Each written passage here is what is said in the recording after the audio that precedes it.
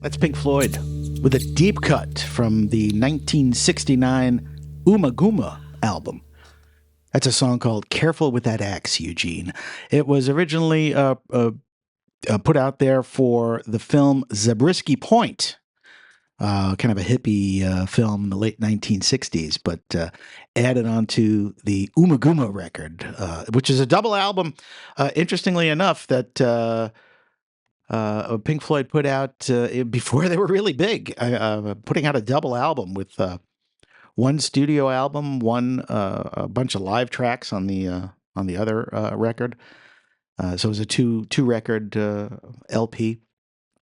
It gets a little bit of hate from some even Floyd fans who'll say that it's not that great, but a very unique piece, and that song "Careful with That Axe," Eugene, prominently played on the Pink Floyd Live at Pompeii remaster that we watched last night at the IMAX in Edinburgh. Oh my God, it was awesome! Oh, I've been waiting a couple months for that one to come out, for the film to be released in IMAX. Oh, it was fantastic.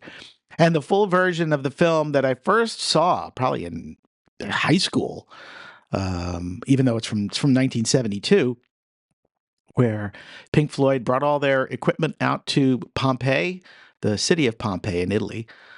Just put it out in the amphitheater there, and set up, no audience, and just played live, and recorded it and put it in the film.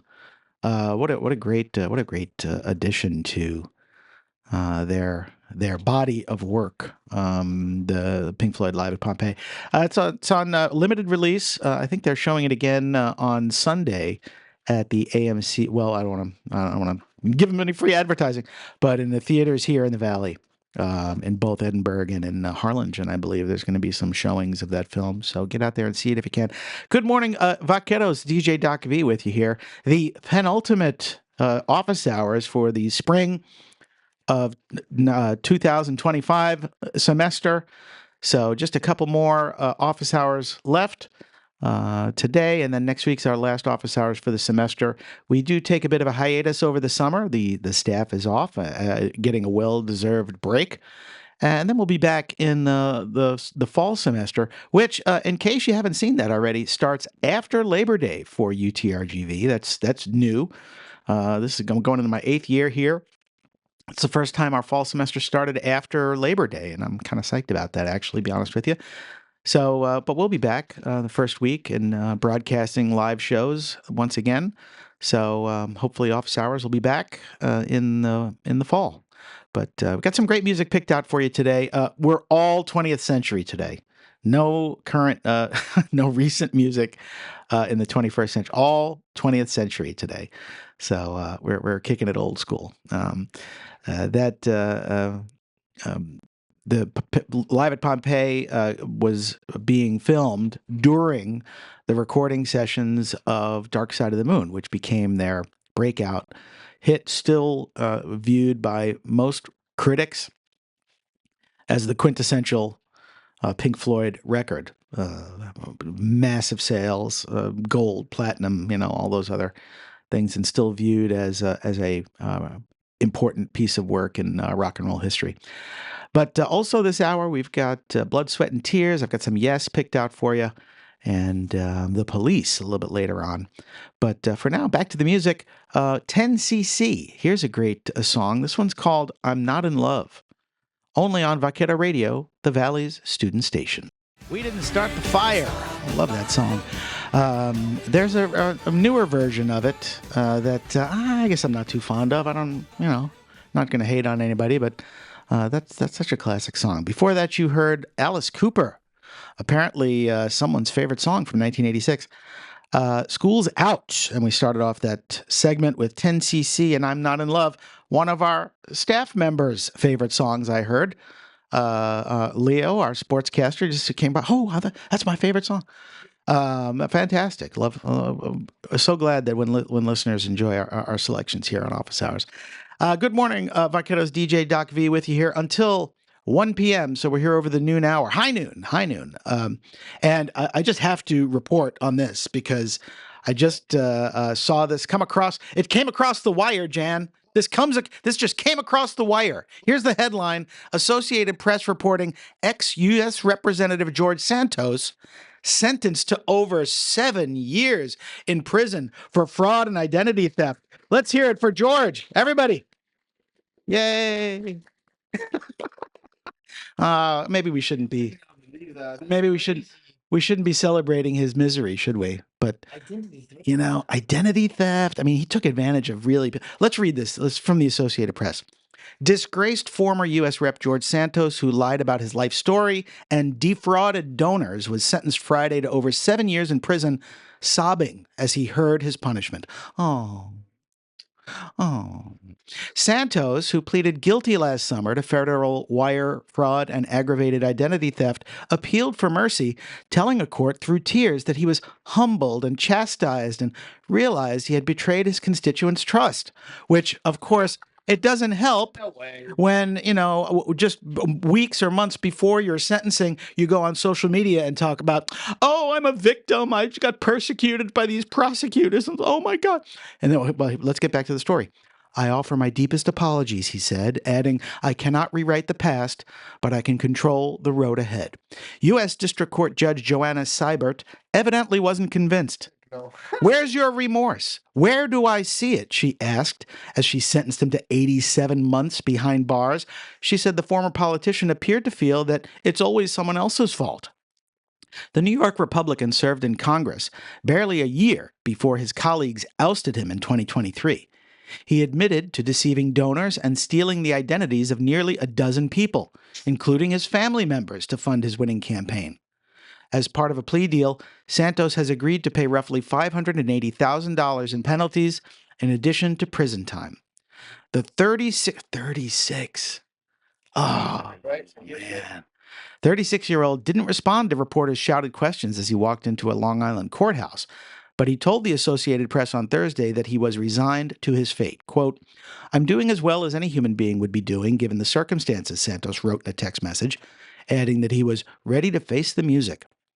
Prosecutors sought the 87-month sentence, questioning Santos's remorse in light of his recent social media posts, casting himself as a victim of prosecutorial overreach.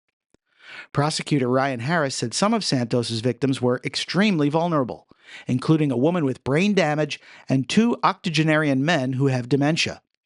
Santos has said in recent days that he has no intention of paying back victims promptly, Harris noted. I mean, how do you have sympathy for this guy? Really? He didn't want to do anything. People think of this as a victimless crime because it's about money. There are many victims in this crime, added New York Labor Commissioner Roberta Reardon. She addressed the court as a victim because Santos collected unemployment benefits while employed by a Florida company. I mean, and if you recall the reporting on this last year, he was spending it on OnlyFans. He was spending it on trips to Sephora. He was spending it on Botox. I mean, come on, man, right? Santos's lawyers had called for a 2-year prison stint, the mandatory minimum sentence for aggravated identity theft. Defense lawyer Andrew Mancia portrayed the ex-congressman as a troubled figure, forged by adversity. Santos, who has no prior criminal record, grew up in a broken house and was subjected to bullying throughout his life, the attorney said. As a result, he built the man he wanted to be, not who he was, Mancia said. He did that because he believed that the world would not accept him for who he was. Deep down, he is warm, kind, caring, and thoughtful, Mancia said. But, the lawyer said now, everyone hates George Santos. Santos was elected in 2022, flipping a wealthy district representing parts of Queens. That's my old hood, yo. And Long Island for the GOP.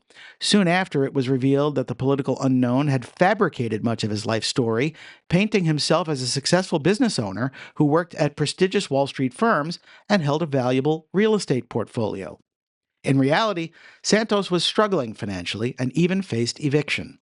The revelations to congressional and criminal inquiries into how he had funded his campaign. As his sentencing approached, Santos was reflective in social media posts, thanking his supporters and detractors alike. I learned that no matter left, right, or center, we are all humans, and for the most part, Americans. Lol. What for the most part, what is That's crazy. That's crazy. How do you have sympathy for this guy? I would say more the audacity of posting that. I mean, for crying out loud. Here's his quote. He wrote Thursday on the social platform X. To the trolls, well, you guys are an impactful part of how people shape themselves, and y'all made me much stronger and made my skin thicker. He also made one final plug for his Cameo, because he's doing cameos. This is where you pay someone and they do like a phone message for you or something like that. Right? He made a plug for his Cameo account where he records personalized video messages for $100. Think ahead and of any celebration or event coming up later this year. Book them today, Santos wrote, ending the post with a series of heart emojis. Well, Wow. of course, our very serious journalists, like Varkado Radio News Director, Victoria, our reporters, Celeste and Valeria and Leo, our sports reporter, they wouldn't be laughing, of course, if they were doing this but this isn't the newscast, yo. This is office hours. And you know what? Sorry, not sorry, George Santos. Sorry, not sorry. Oh, wait, give me air horn. Where's air horn? Number three. Yeah. Oh, Santos, 87 months. Yes, that's a high five. Sorry, I had to have some fun with that. I mean, that's pretty good, Anyway, back to the music. Enough of our. Oh gosh, it's already half past the. We've got this day in history, but I'm going to play one song before I do that. This one goes out to Yun Wen. Ooh. Oh, I got to do one for her. Here's Blood, Sweat, and Tears, only on Vaquero Radio, the Valley's student station. It's Blood, Sweat, and Tears here on Vaquero Radio with You Make Me So Very Happy. That one going out to Yun Wen this morning, working hard down at the Rio Bank. As we do every week, we've got this day in history. And today, on April 25th in 1945, President Harry S. Truman learns the full details of the Manhattan Project, in which scientists are attempting to create the first atomic bomb. The information thrust upon Truman a momentous decision whether or not to use the world's first weapon of mass destruction. America's secret development of the atomic bomb began in 1939 with then President Franklin Roosevelt's support. The project was so secret that FDR did not even inform his fourth-term Vice President Truman that it existed. In fact, when Truman's 1943 senatorial investigations into war production expenditures led him to ask questions about a suspicious plant in Minneapolis, which was secretly connected with the Manhattan Project, Truman received a stern phone call from FDR's Secretary of War, Harry Stimson, warning him not to inquire further. When President Roosevelt died on April 12, 1945, Truman was immediately sworn in, and soon after was informed by Stimson of a new and terrible weapon being developed by physicists in New Mexico. In his diary that night, Truman noted that he had been informed that the U.S. was perfecting an explosive great enough to destroy the whole world. On April 25th, Stimson and the Army general in charge of the project, Leslie Groves, brought Truman a file full of reports and details on the Manhattan Project. They told Truman that although the U.S. was the only country with the resources to develop the bomb, eliminating fears that Germany was close to developing the weapon, the Russians could possibly have atomic weapons within 4 years. They discussed if and with which allies they should share the information and how the new weapon would affect U.S. foreign policy decisions. Truman authorized the continuation of the project and agreed to form an interim committee that would advise the president on using the weapon. Although the war in Europe ended in May of 1945, Stimson advised Truman that the bomb might be useful in intimidating Soviet leader Joseph Stalin into curtailing post-war communist expansion into Eastern Europe. On July 16th, the team of Scientologists at the Alamogordo, New Mexico research station successfully exploded the first atomic bomb. Truman gave Stimson the handwritten order to release when ready, but not sooner than August 2nd on July 31st, 1945. The first bomb was exploded over Hiroshima on August 6, 1945, and the second was dropped on Nagasaki on August 9th. The Japanese quickly surrendered. Although other nations have developed atomic weapons and nuclear technology since 1945, Truman remains the only world leader to have ever used an atomic bomb against an enemy. That was on this day in 1945. Also on this day in history, Robinson Crusoe is published in 1719. Daniel Defoe's fictional work, The Life and Strange Adventures of Robinson Crusoe, is published. The book's about a shipwrecked sailor who spends 28 years on a deserted island. In 1859, on this day, ground is broken for the Suez Canal at Port Said, Egypt. An artificial waterway intended to stretch 100 miles across the Isthmus of Suez and connect it to the Mediterranean Sea the construction is started. In 1915, Allies begin invasion of Gallipoli. On a week after the Anglo-French naval attacks on Dardanelles ended in dismal failure, the Allies launch a large-scale land invasion of Gallipoli. In 1945, U.S. and Russian armies meet at Torgau, signaling imminent German defeat. 8 Russian armies completely encircle Berlin, waking up with the U.S. First Army patrol first on the western bank of the Elbe. So that was the beginning of the end of World War II. And finally, on this day in 1990, the crew of the U.S. Space Shuttle Discovery places the Hubble Space Telescope, a long-term space-based observatory, into a low orbit around the Earth. Of course, we've improved on that. Actually, the James Webb Telescope now giving us images and data from the furthest reaches of the universe these days. So that's this day in history, as we do every week on Office Hours. But let's get back to the music. I've been talking too much this this show. How about a little yes? This one's called Long Distance Runaround, only on Vaquero Radio, the Valley's student station. Some 80s music there from the Police. Really great stuff. Before that, we had Toto, Hold the Line. And from Toto 4, which is a great record, really good. Or was that from 4? Maybe not. And then we started that set off with Long Distance Runaround from Yes and the album Yes Songs. Good morning, Vaqueros. This is DJ Doc V with you here in the penultimate office hours of the spring semester 2025. So we only got one left next week. Make sure you tune in next week. But for today, it's 83 degrees and cloudy skies here in the beautiful upper Rio Grande Valley.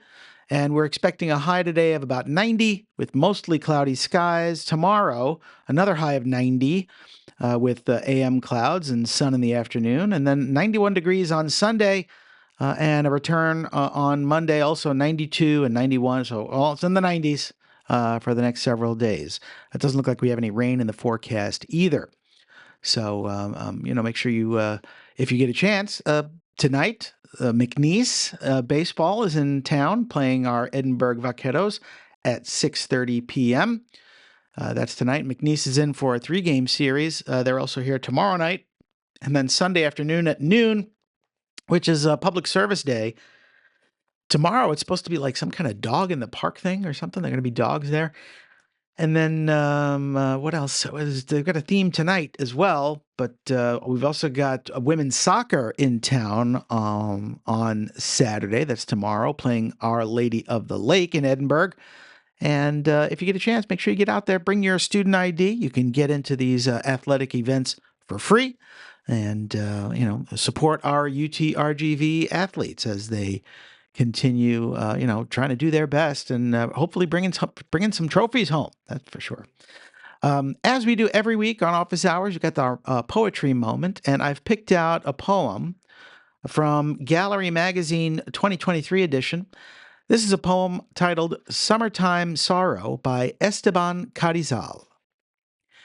Shut your evangelical fridges, douse the pale fires that rest in your extremities, like termites infesting marrow tunnels, and ignite one behind your eyes, into the mountains and valleys of your holy gray matter. Experience the epiphany like lightning. You've laid in winter's arms long enough. It will always be hard, and you will always know this. The same sun that warms you will make you sweat and dry you out like a caveman's venison. Like a nameless corpse taken care of by time. By then, you'll be free of such cruel games. But would you have known sweet joys by then? Would you have known how victory soars in your heart from winning even just a little bit? There is just as much victory in every single breath of fresh air that floods the caverns of your lungs, and the very exhale used to speak, "It is so possible to be serenely happy." I whisper divine lyrics like this to myself everywhere. If you brought your ear to the abyss, you'd hear me there too.